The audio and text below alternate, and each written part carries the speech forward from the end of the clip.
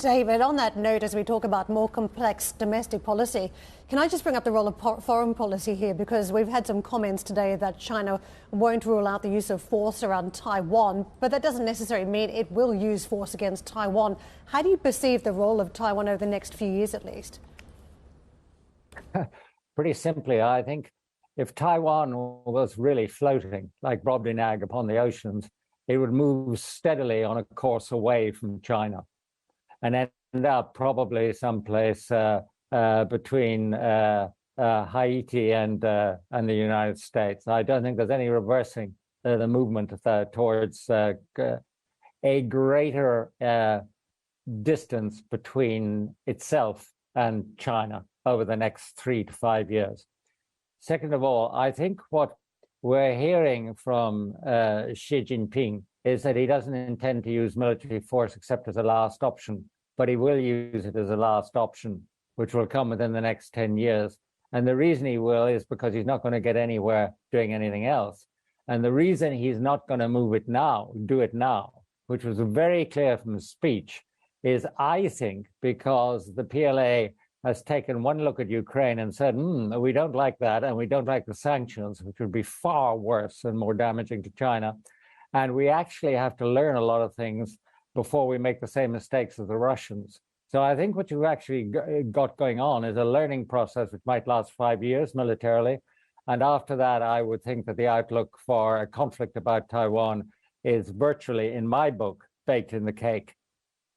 David, does the tech story play into any role on foreign policy here? Because we've seen a ratcheted up trade war now, the ability of Chinese producers to get their hands on certain chips. Is this quite integral to the story too on foreign policy, that China needs to have self-sufficiency on technology? It's part and parcel of the whole thing of the inwardly turning of China. Sometimes it's called dual circulation or whatever. Basically, it is that any growth that happens in China will be devoted to itself. It's not going to be shared internationally. That is the key. Now, China it has a 5-year gap still in the sort of sophisticated semiconductors it can make. I mean, if you take a sub-5 nanometers in technology, then TSMC, Taiwan, is way up there, and China is still at 12. So there's a huge gap technologically, which raises the issue is the hidden game about Taiwan really about the Taiwanese semiconductor producers?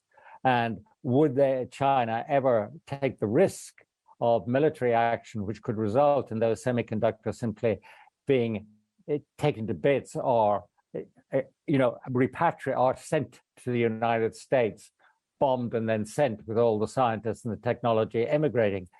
But you have hit on an absolutely key point, and that is China needs Taiwan. It needs TSMC even more.